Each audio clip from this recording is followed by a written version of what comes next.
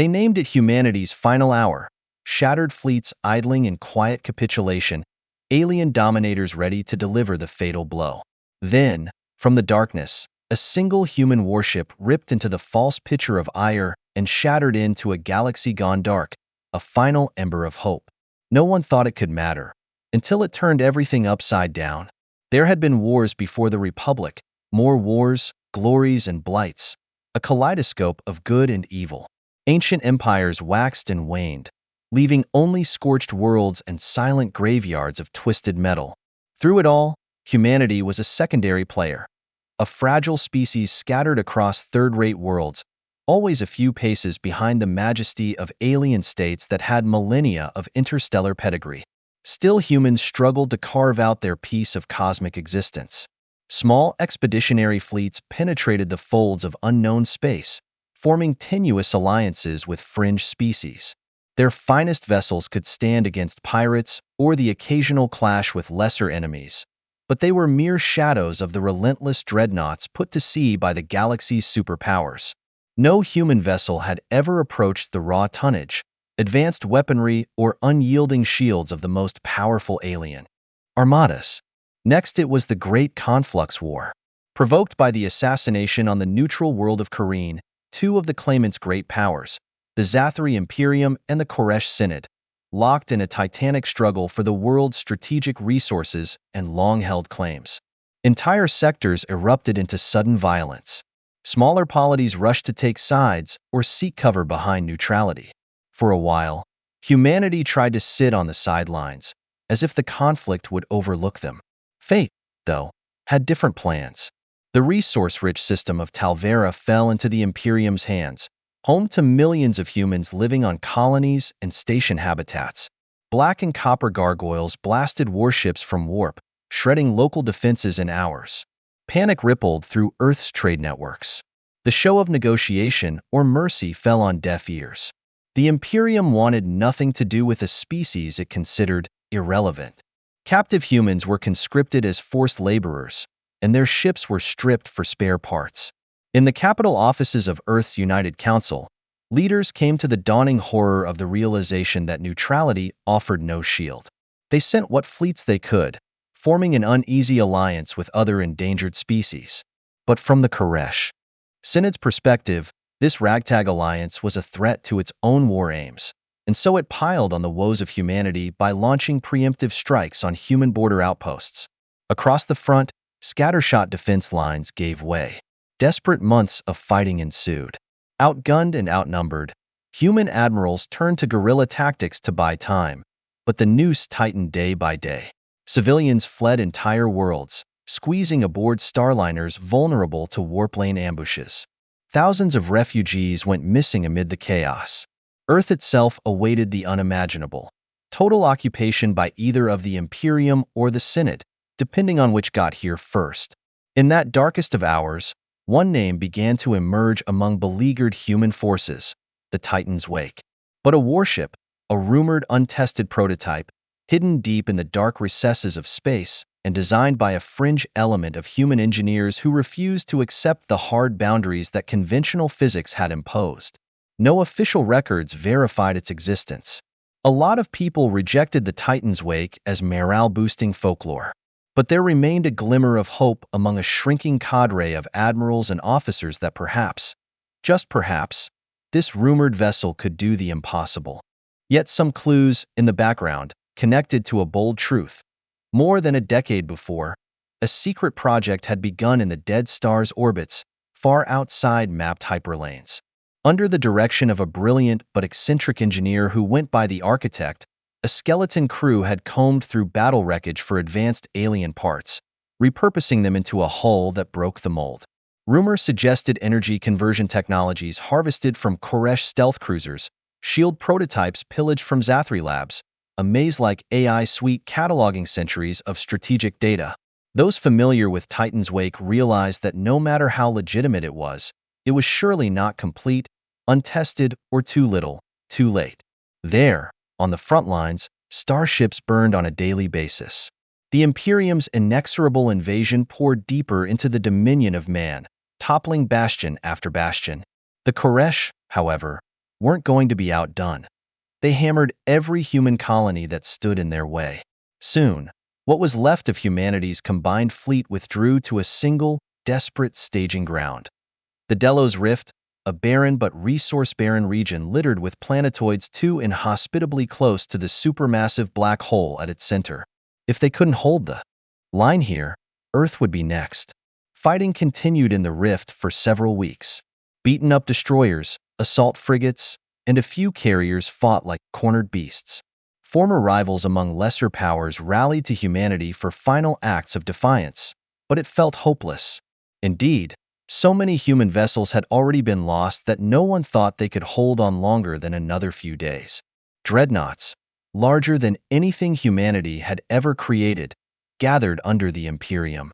Police infiltration units drove chaos in multiple directions behind the lines, destroying supply routes and helping sustain desertions.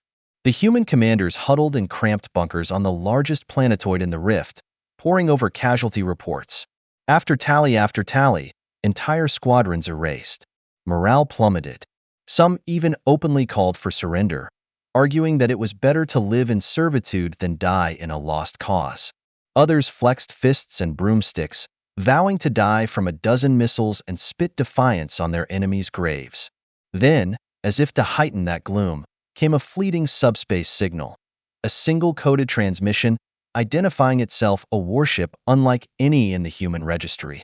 It merely said, "Titan's wake en route." The bloodied officers looked on in disbelief. So was that rumored ship, after all, real? And even if it did, how was a single vessel, no matter how cutting edge, going to shift the balance of power against a galaxy's worth of enemies?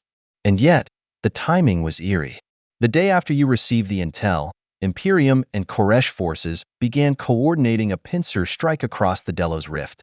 The coup de grace would vaporize humankind's last major fleet in a single stroke. If the Titan's wake showed up, it would do so on the brink of total devastation. And so the question hung heavily: a fool's hope or an omen of salvation? Now the final night before the offensive, the galaxy held its breath. Stars sparkled in the distance above the battered hulls of human ships, poised for last stand. The soldiers had written farewell messages. Engineers attempted to extract additional power from failing reactors. On distant colonies, families watched the news feeds, preparing for the worst. One question asked over and over again: could a rumored human warship actually save them all? Within that silence, the stage was set. The war was no longer just a confrontation of powerful alien civilizations. Humanity, battered to the limit, would awaken to the dawn of either total defeat or an improbable rescue. The Delos Rift, a sea of worthless space, became the crucible of Earth's future. And in quiet bunkers and silent flight decks, every human soul hoped tomorrow might be the miracle. If one could call it that, the sun rose in the Delos Rift. In fact, the region's sun was little more than a dim red spot, casting a weak glow over the wrecked hulls of vessels floating through sparking asteroids. But the meaning of the day was not lost. Imperium and Koresh fleets geared up for their killing blow. On all comms, channel final orders, and prayers crackled. A massive formation of Imperium dreadnoughts mobilized at the western fringe of the rift, according to human scouts. On the other side, Koresh battleships pushed forward in close arrowhead formations with their stealth corvettes weaving between them. They sought to converge on the center, where the final strong points of the human militia sat. Admiral Keller supervised the shattered human flagship Sovereign and what was left of Earth's defense. A stocky man with hollows where his eyes once were, Keller had lost too many wars and too many friends. But he held on. As the Koresh formations began lighting up the sensor screens, Keller quietly ordered his crews to reinforce the perimeter. No illusions were reflected by resigned faces around him. They were about to be overrun. Still, they would resist to the end, for that was all that was left. Meanwhile, on a nearby planetesimal, ground-based missile batteries concealed in craters aimed their heads at the sky. Pilots and short-range fighters strapped in, their morale as brittle as the hulls they piloted. The galaxy had given up on them. Even allied mercenaries had cut and run, despairing that there was winning here. And as the capital ships of the Imperium closed in, The airwaves crackled with an ultimatum, a last broadcast from the Imperium. Humans, surrender or be extinguished. Your choice. Then came the Koresh Synod to intimidate. We will leave none alive should you resist. The collusion of threats pounded every frequency, each side hungry for the glory of the annihilation of humanity. The irony here was nearly laughable. That Koresh and the Imperium had temporarily banded together merely to annihilate their mutual target before returning to their vendetta. The final hour was at hand. Admiral Keller let the ultimatum hang in the air on the Sovereign's bridge. No one responded. There was no point. Amid the crew's aching hearts resided a desperate flicker of hope. The Titan's wake had signaled it was on its way. But where was it? Would it actually show up? Or was that just a cruel trick the universe had played on them? Keller's comm officer searched every channel, and there was only static and the crackling war cries of alien captains. There was a time in which, at 1,100 hours sharp, the Imperium dreadnoughts fired their first volleys. Searing energy beams lanced across vacuum, vaporizing several outer human frigates before they could even respond. Koresh battleships had released volleys of torpedoes that arced majestic and cruel. The fight was on. Human cruisers rushed to intercept, firing countermissiles and returning punishing salvos. The missile batteries based on the planetoids returned fire in defiance, but every minute saw a greater number of the defenses from the more distant parts hammered into oblivion. Chaos swept the void. Fireballs bloomed spot where ships collided or reactors ruptured. The Sovereign attempted to establish some sort of tactical cohesion, but outnumbered 10 to 1. The humans were overwhelmed by a seemingly ceaseless tide. Koresh stealth corvettes, to slip behind the lines and smash command vessels with accurate strikes. Imperium dreadnoughts crushed everything that moved, relentlessly advancing the tattered defenders towards a shrinking sphere. Despair spread like a virus. Guys on human ships prepared for the worst. Explosions detonated on the Sovereign's starboard decks, and Admiral Keller was required to seal off entire sections. One by one, Earth's greatest ships and its battered fleet fell silent, erased at the hands of the unstoppable forces of the alien powers. And again, no sign of the Titan's wake. And then, right at the center of the bloodshed, a sudden collection of space-time distortion ignited. Sensors pinged wildly. Something was dropping out of warp just beyond the front lines of the Imperium's dreadnoughts. Something big, something that its energy readings were off the charts. For a moment, alien admirals presumed reinforcements from the Koresh side, or a well-meaning third party. But within seconds the shape snapped into focus on scanners. A massive warship, of design unknown, broadcasting a single, crisp IFF tag. The name read Titan's Wake. Like some behemoth from the deep, the vessel surged into the melee. Its hull showed none of the graceful curves typical in advanced alien craft. It had instead been angular, brutish, and studded with gun ports, sensor spikes, and layered plating in a patchwork fashion, combining aesthetics from half a dozen species. No stealth approach. No diplomatic hails. The purest form of forward momentum, unchained. The dreadnought line of the Imperium was taken by surprise, struggling to turn massive weapons to bear on the invader. The Argonis were the first to respond, a monstrous flagship that had crushed whole human stations in past campaigns. Its forward beams illuminated the Titan's wake in a volley that could have punctured a city-sized station. However, when the beams struck, bright arcs danced across the Titan's wake's shields, diffusing the energy and minimizing hull damage. Onlookers from both sides looked on in disbelief. Never had a human ship brushed off such a straightforward attack. In response, the Titan's wake released a series of rail cannons, each round propelled along electromagnetic rails more advanced than anything Earth had touched. A hail of hypervelocity slugs battered the Argonis in moments. Even with layer upon layer of Imperium shielding, the dreadnought's hull had been torn open at half a dozen locations, spewing atmosphere and molten metal. The Argonis lurched, listing as crews scrambled to contain catastrophic breaches. Almost a full salvo had wrecked a top-tier Imperium dreadnought in single human barrage. It was a watershed moment for the other aliens. Koresh battleships, meanwhile, still grimly engaged in the main fight, broke off to reorient while Imperium commanders drowned the comms in curses and calls for retaliatory strikes. Unbothered, the Titan's wake soldiered deeper into the Imperium's formation, dancing through the swirl of missiles and beams that sought it out. Explosions peppered its shields, but each time the energy spiked, it learned, ripping to life with advanced modulation scavenged from the wreckage of stolen Koresh designs. The warship rolled on, a thunderbolt with no way to be stopped. Admiral Keller and his bridge officers watching from the Sovereign were struck dumb. The Titan's wake had happened. It had more than happened.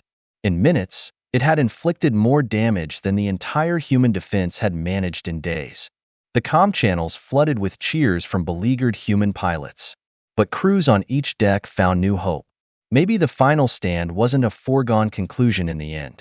As the Imperium line splintered under the Titan's wake's assault, the Koresh sensed an opportunity to attack and achieve glory. Their battleships turned, launching a devastating spread of torpedoes, each warhead designed to penetrate the thickest armor. The Titan's wake sent a squadron of niche intercept drones out to meet them. They zipped between the torpedoes, hacking their guidance mid-flight and sending at least half of them into harmless spiral vectors or detonations among Koresh corvettes. The rest affected, but the Titan's wake hull plating and resonant fields absorbed the blasts, inflicting at worst superficial damage. Fast as lightning, the Titan's wake struck back. The Koresh battleships were raked by a broadside of plasma lances. This almost certainly reverse-engineered tech captured from Koresh vessels. Some were melted in seconds, their crews never believing humans could so adroitly turn their own technology against them. The Koresh flank fell apart, and those who survived retreated toward the central battle, terrified of engaging this monstrous warship on their own. From the fringe of devastated human positions, it was like watching an ancient legend brought to life. The Imperium and Koresh were simply unstoppable, time and again. But here, in the Delos Rift, the unstoppable was about to face the unthinkable. They had never imagined that humanity could create such an advanced ship.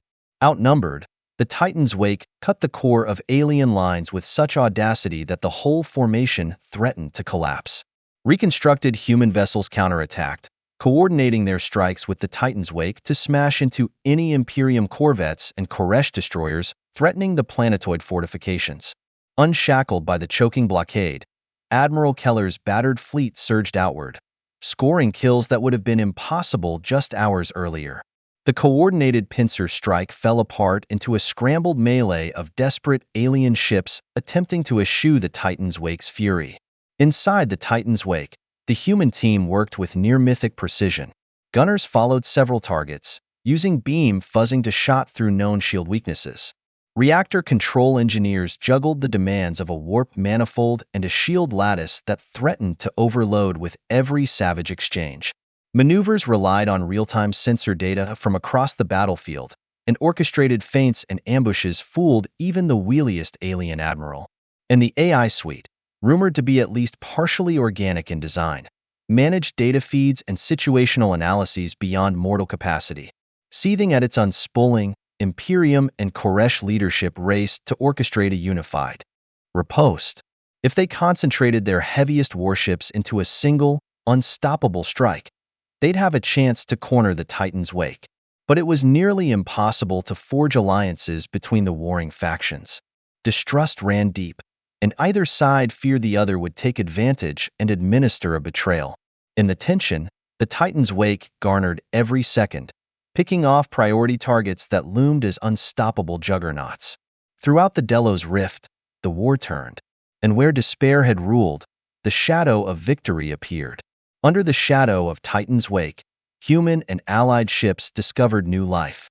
Corvettes poised to fall back now plunged in on audacious strikes against alien supply routes. Planetoid missile batteries pounded Koresh cruisers, pinned by the gravitic snares of the Titan's wake. This out-of-the-blue reversal shattered the unstoppable momentum of the Imperium Koresh pincer. Even so, the struggle was far from over. Titan's wake took degraded damage, with several hull breaches flushing into space the air inside. Every time it took a new attack, its shield integrity faltered.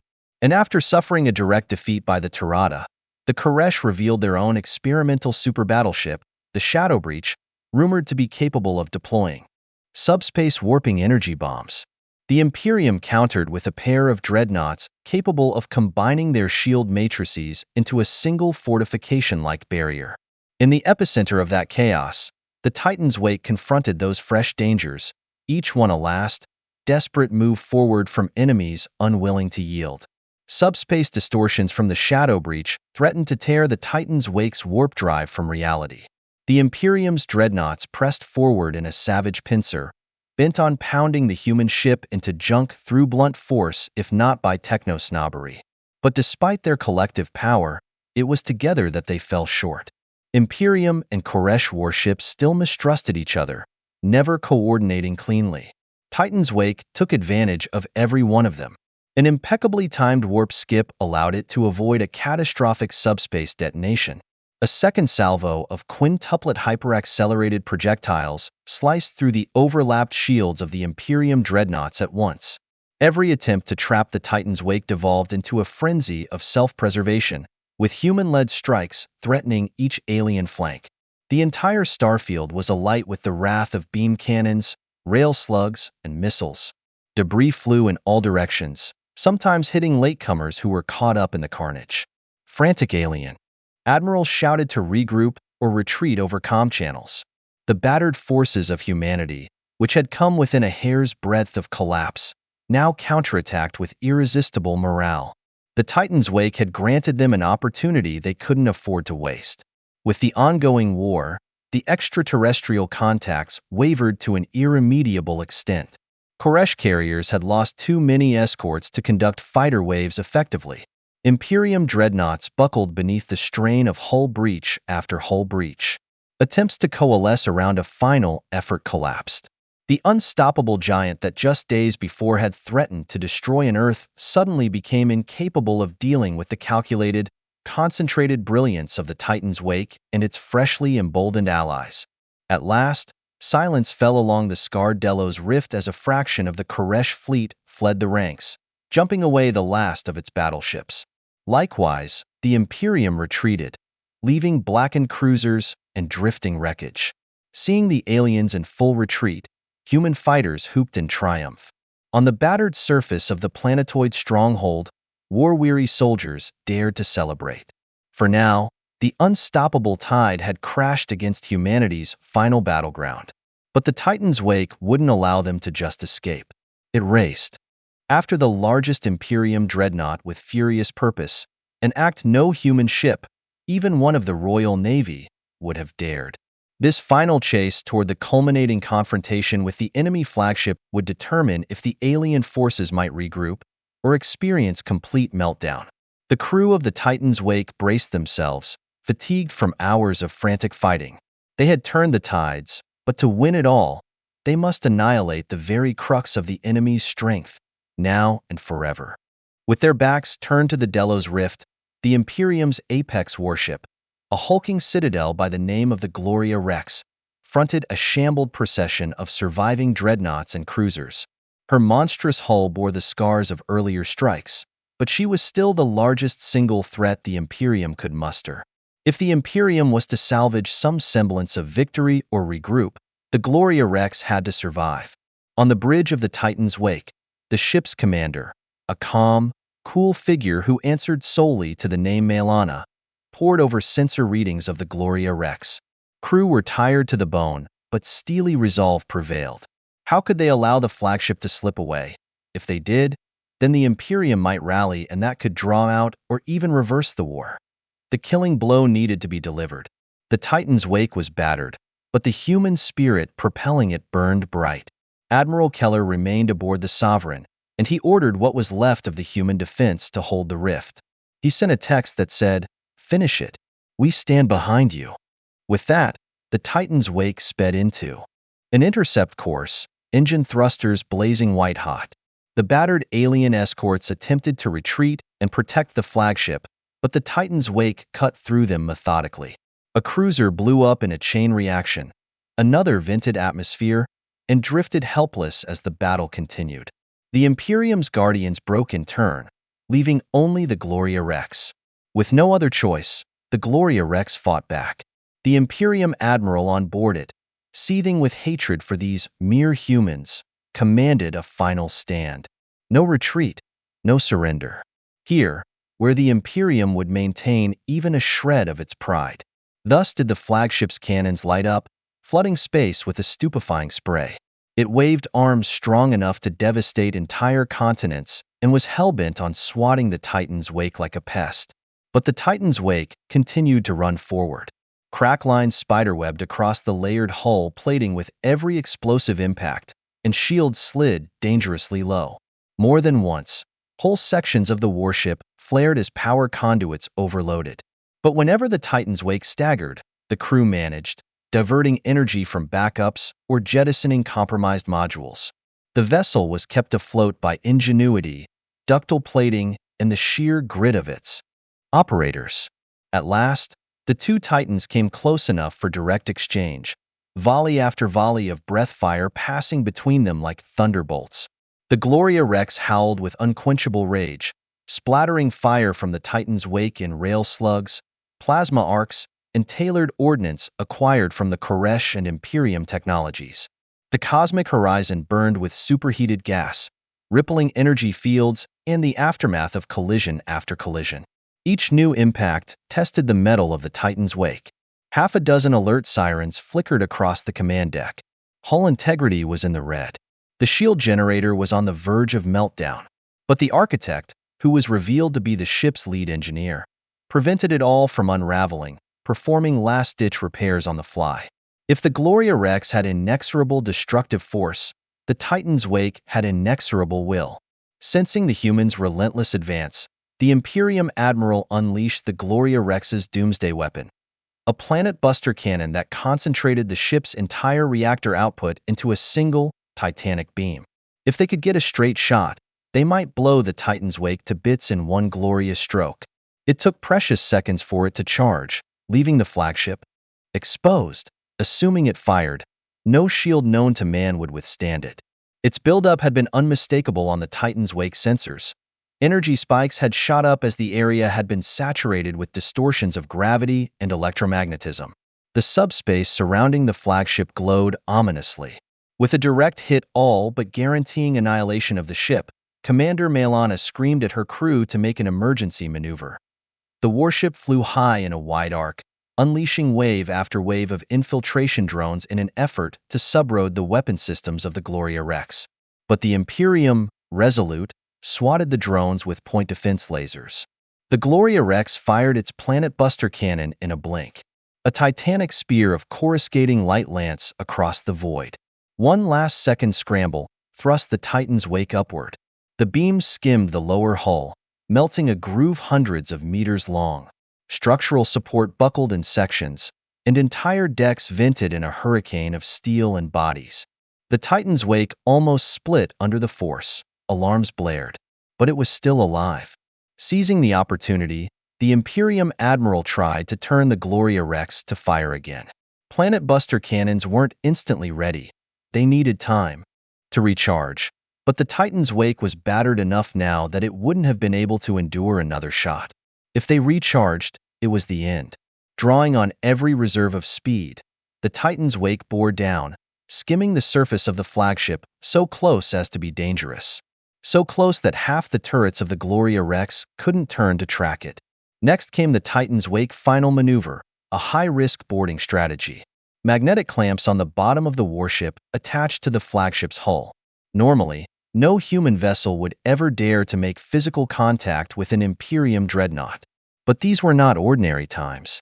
Shuttles and infiltration pods were launched from the Titan's wake, boring through compromised plating to the Gloria Rex's reactor control deck.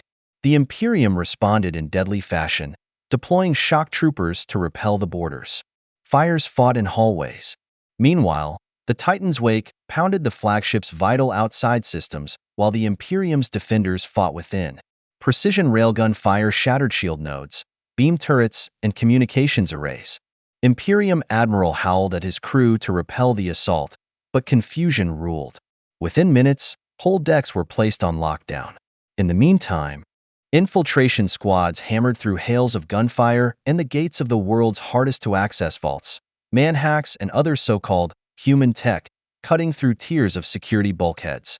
Their goal: crippling the Planet Buster's reactor feed so the flagship would never fire that weapon again. The fighting was intense and costly. The reason infiltration squads lost good people in the labyrinth of corridors. But they succeeded. In the Gloria Rex's main reactor, a meltdown began, and was controlled, for a brief moment, before it spiraled past the Imperium's capacity to contain. Gallus Whitley. Knowing their ship was minutes from catastrophic failure, Imperium troopers had fled key stations, and whole sections lost power, sending the massive dreadnought into a chaotic drift.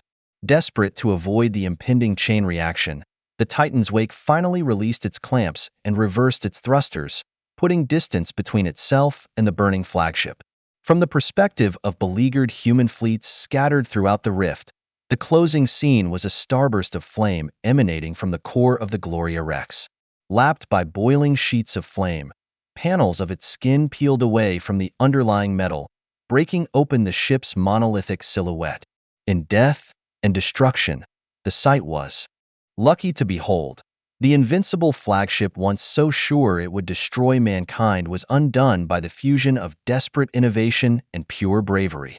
Secondary explosions shook the drifting wreckage until all that remained was a molten ruin. Silence echoed across all channels. Koresh and Imperium vessels who had stayed within the sector, witnessing their most devastating weapon lost, evaporated formation utterly, warping away to safe harbors. Several, too scarred or bewildered, surrendered to the newly victorious human alliance. The inexorable tide of extraterrestrial power was vanquished. The last hammer blow had been dealt. As the Gloria Rex burned, the Titan's wake's crew erupted into a ragged cheer, bittersweet and tempered by the cost. They had lost crewmates and nearly sunk their own ship and wagered it all. But they had rescued what was left of humanity's fleet. The unstoppable conquerors had been forced back. No longer would Earth teeter on the verge of conquest. And in that instant, from Admiral Keller aboard the war-torn Sovereign to the bruised and battered men-at-arms upon the planetoid, they all knew they had achieved the impossible. They had tipped the scales of an unwinnable war in a different direction. Reports from far-flung outposts flooded in, extolling the Titan's wake. Freed human colonies reported that Koresh invaders had withdrawn without warning rather than take on the warship that could not be stopped. But with the Imperium's confidence broken, it licked its wounds in distant sectors. It was not the immediate end of war, but the tide had turned irreversibly. Where once the final stand of humanity seemed doomed to fail, entire star systems now saw a new dawn of hope. In the Titan's wake, Commander Maelana slouched down in her command chair, weariness scribed on her face. The architect, bruised and dirted from wild engineering triage, nodded with silent victory. The beleaguered warship desperately needed repairs, but it had prevailed. As the last ripples of the Gloria Rex's reactor meltdown faded, knowledge sank in that a single human warship, fused from scraps and brilliance, had unwound the final step in humanity's defeat, transforming it, instead, into a galvanizing victory. In the weeks after the destruction of the Gloria Rex, the whole galactic war came to a deep realignment. Struck by its flagship being lost, the Imperium withdrew from several contested regions to regroup.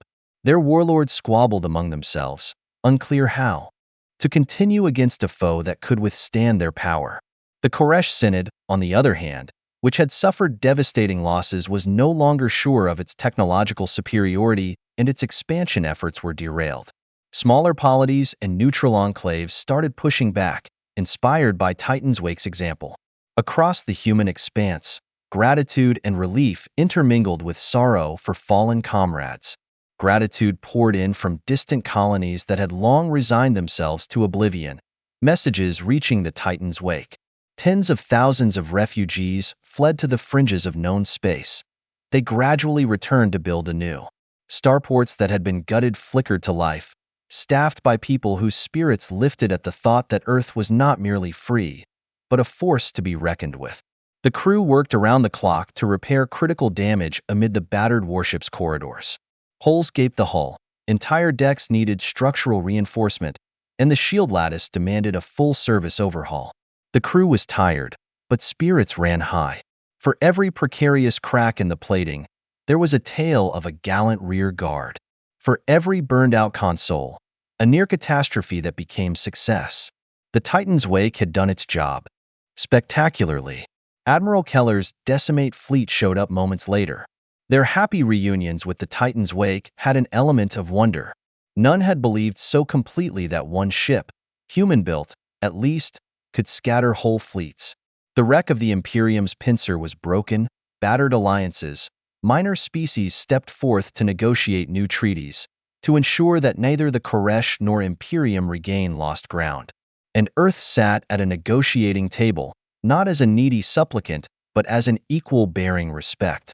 Among the swirling cosmic data grids, tales of the Delos Rift became myth. War correspondents and historians interviewed injured crew members, recording how these people had altered the dynamic with just one ship. On countless worlds, children learned the name Titan's Wake, for it was a beacon of resilience, a symbol that even in the most desperate of battles, victory could be had through courage and ingenuity. And though the war was not done, the relentless drive that had threatened to overwhelm humanity was shattered. It was a different view of the galaxy now. From the command deck of Titan's Wake, Earth wouldn't have to negotiate in fear, cobbling together precarious truces, but could discuss terms from a position of power. The Koresh, fully aware that the Titan's Wake had co-opted their own pilfered innovations, moved with unusual caution. The Imperium attempted to save face, opening backdoor channels toward a possible ceasefire. In bedraggled corners, imperiled by invasion, minds of resistance sprang up, lifted by the knowledge that these Leviathan powers weren't invulnerable. There was no guarantee, of course, of lasting peace. Tensions remained and new conflicts loomed, while the expense of rebuilding weighed down each war-torn colony. But for the first time, humanity and its neighbors could envision a future that wasn't going to be ruled by unstoppable alien tyranny. It was a dawn of sorts, a fragile dawn, but still a dawn. On that day of reckoning, the Titan's Wake hovered near the ashen husk of the Gloria Rex for a final moment, almost as if to pay tribute to the momentous shift. And also it turned battered but unbroken to answer fresh cries for aid across the galaxy. And until then, until every world was free of the dark hand of conflict, Commander Maelana, the architect, and her unyielding crew would keep the flame of resistance alive. Long before, the Starways had opened their doors to them, as a living reminder of all a multitude of humans could achieve when faced with the impossible, and hopefully more. In solemn reflection, Earth's historians recorded, the battle was all but lost until a human warship turned the tide. Thereafter, the mettle of humankind was never again called into question.